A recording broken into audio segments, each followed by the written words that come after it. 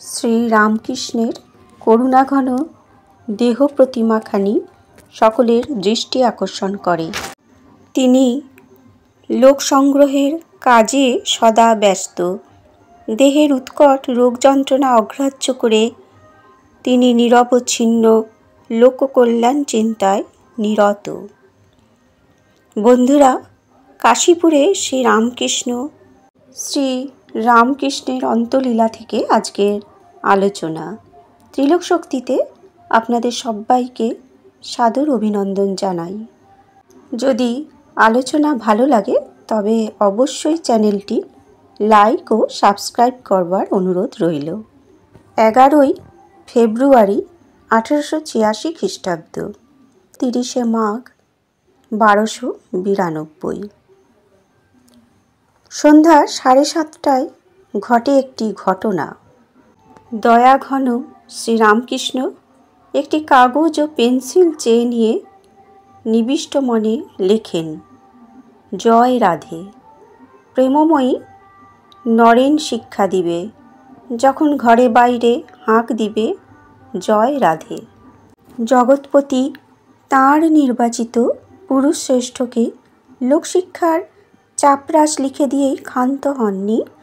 সহজ ভাবাবেগে তিনি লেখার নিচে আঁকেন একটি তাৎক্ষণিক চিত্র, একটি তাৎপর্যপূর্ণ চিত্র, ভাবব্যঞ্জনাপূর্ণ একটি মনোরম রেখাচিত্র। চিত্রপটে একটি আবক্ষ মূর্তি, তার আয়ত চক্ষুর দৃষ্টি স্থির, তার পিছনের ধাবমান দীর্ঘপুচ্ছ একটি ময়ূর।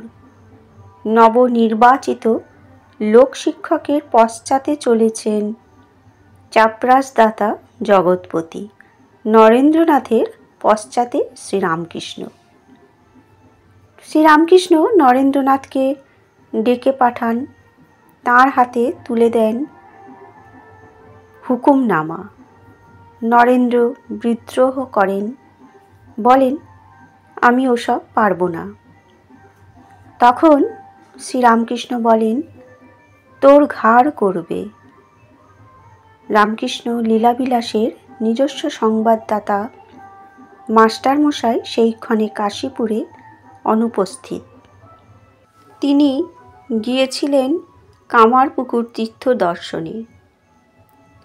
তীর্থ মধু সঞ্চয় করে সেদিন রাত্রেই কাশীপুর বাগানবাড়িতে ফিরেছিলেন। মাস্টারমশাই শোনেন লীলাধিপতির বিচিত্র কীর্তি, দেখেন তাঁর লেখা হুকুমনামা এবং আঁকা চিত্রপট।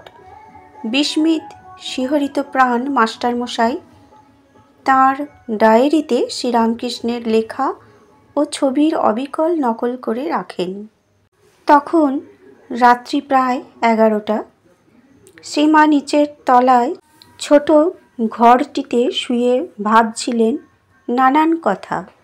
তিনি শুনেছিলেন মাস্টারমশাই শ্রীক্ষেত্রে গিয়েছেন, বেচারা কত কষ্টে পথে চলেছে কথা তিনি ভাবছিলেন। এমন সময় সেবক লাটু এসে বলেন, মা, দোর খুলুন, মাস্টারমশাই কামারপুকুর থেকে ফিরেছেন।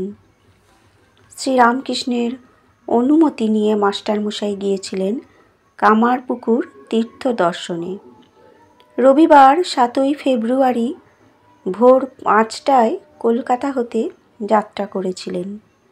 ফিরেছিলেন বৃহস্পতিবার 11ই ফেব্রুয়ারি রাতে।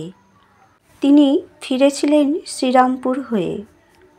প্রত্যাবৃত্ত মাস্টারমশাই শোনেন যে ঠাকুরের গলকষ্ট বেড়েছে, গলস্ফোটক বাইরে মুখ ফুঁড়ে বেরিয়েছে। এত দেহ যন্ত্রণার মধ্যেও মাধুর্যবান শ্রীরামকৃষ্ণ অত্যন্ত কৃপামুখর, যেন আনন্দময় 5 বছরের বালক। সেবক লাটু বর্ণনা করেছেন, যখন কথা বলতে পারতেন না তখনও দেখেছে যে তিনি ইঙ্গিতে বোঝাতেন। এমন আশ্চর্য ব্যাপার হতো যে কি বলবো। বাইরের লোক এসে বলতো, তার কত কষ্টই না হচ্ছে। আর সেই সময় আমাদের কেউ ঘরে ঢুকলে বুঝাতেন তার কিছু কষ্ট নেই। মাস্টারমশাই দোতলার হলঘরে প্রবেশ করে শ্রীরামকৃষ্ণের চরণ বন্দনা করেন। ঘরে উপস্থিত লাটু, যোগীন্দ্র প্রভৃতি সেবকবৃন্দ। শ্রীরামকৃষ্ণের প্রসন্নোজ্জ্বল মুখমণ্ডল। তিনি প্রশ্নাদি করে কামারপুকুরের অঞ্চলের খবরাদি নেন। শ্রীরামকৃষ্ণ জিজ্ঞাসা করেন, তুমি রঞ্জিত রায়ের দিঘি দেখনি? তুমি কি হেঁটে গেলে? সেবক লাটু উচ্ছ্বসিত কণ্ঠে বলেন, মাস্টারমশাই খুব ভাগ্যবান। বাহ, কেমন সব দেখে এলেন? শ্রীরামকৃষ্ণের মুখকমল ঈষৎ হাস্যে প্রফুল্লতর হয়। শ্রীরামকৃষ্ণ জিজ্ঞাসা করেন, কামারপুকুরের লোক কেমন? ওখানকার হাট দেখেছ? মাস্টারমশাই বলেন, মেহেরবানপুরের গুরুদাস গোস্বামী আপনাকে নমস্কার জানিয়েছেন। শ্রীরামকৃষ্ণ বলেন, তাকেও নমস্কার। শ্রীরামকৃষ্ণ আবার জিজ্ঞাসা করেন, তারা আমার ব্যারামের কথা জানে? তিনি আরও বলেন, রাখালেরা পূজা করে কোথায় দেখেছ? মাস্টারমশাই বলেন, হ্যাঁ, বিশালাক্ষীর মন্দিরে। মাস্টারমশাই ফুলুই শ্যামবাজারে গিয়েছিলেন। শিহরের অনতি দূরে বর্ধিষ্ণু গ্রাম নিকটবর্তী বেল্টে গ্রামের নটবর গোস্বামীর নিমন্ত্রণে তাঁর বাড়িতে গিয়েছিলেন। সেখানে কয়েকদিন অবস্থান করে শ্রীরামকৃষ্ণ গ্রামবাসীকে সংকীর্তনানন্দে মাতিয়েছিলেন। শ্রীরামকৃষ্ণ স্মৃতিচারণ করে বলেছিলেন, এমনি আকর্ষণ 7 দিন 7 রাত লোকের ভিড়, কেবল কীর্তন আর নৃত্য।